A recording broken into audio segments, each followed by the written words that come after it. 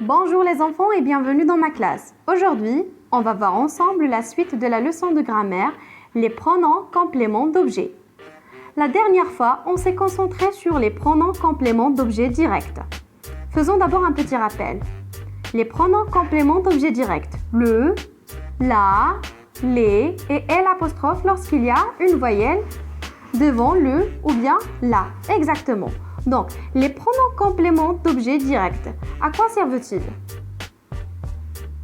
Exactement, à éviter la répétition. Par exemple, je vais dire j'ai un bonbon, je mange le bonbon. Afin de ne pas répéter le mot bonbon à 2 reprises dans la même phrase, on dit j'ai un bonbon, je le mange. Qu'est-ce que j'ai fait ici?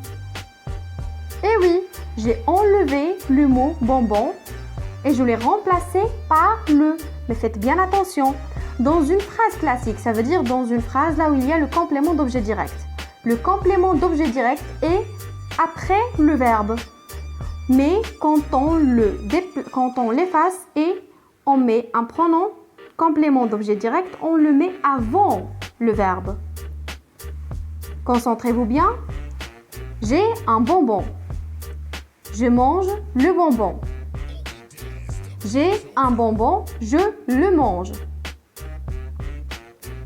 Alors, aujourd'hui, on va découvrir ensemble les pronoms compléments d'objet indirect. Suivez avec moi. Les pronoms compléments d'objet indirect. Tu parles à Marie-France. Tu lui parles. On remplace à Marie-France par lui. Tu parles à qui? À Marie-France. Elle téléphone au médecin. Elle lui téléphone. Elle téléphone à qui? Au médecin. Elle demande à la prof. Elle lui demande. Elle demande à qui? À la prof. Aline raconte une histoire aux enfants. Aline leur raconte une histoire. Aline raconte une histoire à qui? Aux enfants. Et pour la négation? Tu parles à Salima? Non, je ne lui parle pas. Ne vient avant le pronom complément d'objet indirect. Il répond aux élèves, non, il ne leur répond pas. En résumé, lui est pour les noms masculins ou féminins singuliers. Leur est pour les noms masculins ou féminins pluriels.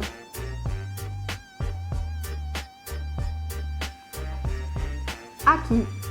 À qui tu téléphones? À Mariam.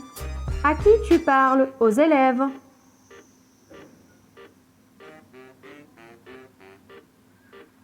Lui et leur sont faites toutes les deux pour les personnes ou les animaux, mais jamais pour les objets. Maintenant les enfants, concentrons-nous sur la rubrique J'observe et j'élabore qui se trouve sur votre livre. Alors vous avez le choix entre suivre sur vos écrans ou prendre la page 136. Je vous attends. Voilà, j'espère que vous y êtes. Maintenant je lis, suivez avec moi. A. Mademoiselle Carnac est venue une fois à la ferme.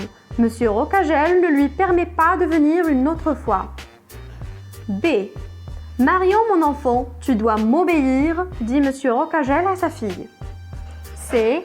À son âge, il lui faut une famille et une maison. Je répète ma lecture. A. Mademoiselle Carnac est venue une fois à la ferme. Monsieur Rocagel ne lui permet pas de venir une autre fois. B. Marion, mon enfant, tu dois m'obéir, dit Monsieur Rocagel à sa fille. C. À son âge, il lui faut une famille et une maison. Passons maintenant aux questions. Première question. Où est placé chaque petit mot surligné par rapport au verbe? Cela veut dire que on doit chercher le petit mot surligné, les mots qui sont en jaune, comme d'habitude. Est-ce qu'ils sont placés avant ou après le verbe? À droite ou à gauche? Voyons voir. On a 3 petits mots surlignés, un pour chacune des phrases. Lui, M', lui. Voyons son emplacement dans la phrase.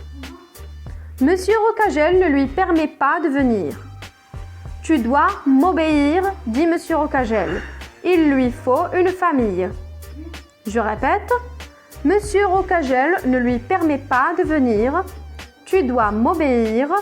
Il lui faut une famille. Alors, où est placé chaque petit mot surligné par rapport au verbe? Exactement. Les petits mots surlignés sont placés devant les verbes. Ça veut dire après le verbe. Deuxième question. Quel nom reprend le mot « lui » dans la phrase A? Je répète. Quel nom reprend le mot « lui » dans la phrase A? Voyons voir dans la phrase A. Lisons d'abord la phrase A. Mademoiselle Carnac est venue une fois à la ferme. Monsieur Rocagel ne lui permet pas de venir une autre fois. Monsieur Rocagel ne lui permet pas de venir une autre fois. Lui, que remplace lui ici? Très bien, Mademoiselle Carnac. Alors, au lieu de dire Mademoiselle Carnac est venue une fois à la ferme, Monsieur Rocagel ne permet pas à Mademoiselle Carnac de venir une autre fois. Et puisque le français ne comporte pas la répétition, on a enlevé la deuxième fois de Mademoiselle Carnac et on l'a remplacé par lui qui s'est placé avant le verbe. Parce que dans une phrase classique, comme on l'a dit l'autre fois, le complément d'objet se met après le verbe. Mais lorsqu'on le remplace par un pronom personnel complément d'objet, que ce soit direct ou indirect, on le met avant le verbe exactement. Deuxième partie de la question. Et le M' dans la phrase B? Qu'est-ce qu'il reprend? Regardons. Marion, mon enfant, tu dois m'obéir, dit Monsieur Rocagel à sa fille. Donc, Marion, mon enfant, tu dois m'obéir, c'est la parole de Monsieur Rocagel. Le M', qu'est-ce qu'il veut dire d'abord? C'est me obéir, mais lorsqu'il y a 2 voyelles, on supprime la première voyelle et on met une apostrophe exactement. Donc, me obéir. C'est qui là? C'est Monsieur Rocagel. Donc, le M', qu'est-ce qu'il reprend? Monsieur Rocagel, exactement. Troisième question. Dans la phrase C, remplace lui par le nom propre qu'il remplace et refait la phrase. Alors, on va chercher d'abord le nom propre qui va remplacer lui et on va refaire la phrase. Voyons la phrase C. À son âge, il lui faut une famille et une maison. Alors, on parle de qui ici? Lui. Exactement. On parle de Marion. Refaisons maintenant la phrase. À son âge, Marion... Essayons. Allez. À son âge, il faut à Marion une famille et une maison. Je répète. À son âge, il lui faut à Marie une famille et une maison. Alors, qu'est-ce que j'ai fait ici? Très bien, comme je l'ai dit tout à l'heure. Cette phrase-là est devenue une phrase classique. Alors, le complément d'objet direct, je l'ai mis. Le complément d'objet, où est-ce que je l'ai mis? Très bien, après le verbe. Quatrième question. Quelle est la nature de ces mots? Essayez de répondre. Quelle est la nature de ces mots? Exactement, ce sont des pronoms personnels, compléments d'objet indirect. Dernière question. Quelles questions pose-t-on pour trouver leur fonction? Quelles questions je dois poser pour trouver leur fonction? Très bien. À qui ou à quoi? Je répète. À qui ou à quoi? Alors, pour ceux qui se rappellent, vous vous rappelez de la leçon des compléments d'objet direct et des compléments d'objet indirect? Comment distinguer le complément d'objet direct du complément d'objet indirect? Selon la question.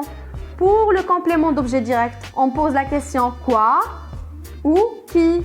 Mais lorsqu'il y a le complément d'objet indirect qui passe indirectement, on a les questions à qui ou à quoi. C'est exactement la même chose. Lorsqu'il s'agit d'un pronom personnel complément d'objet direct, on pose les questions quoi ou qui. Mais lorsqu'il s'agit des pronoms personnels compléments d'objet indirects, on met à qui ou à quoi. J'espère que la leçon est claire, que vous avez bien compris. Si vous avez des difficultés, n'hésitez pas à me contacter. À bientôt!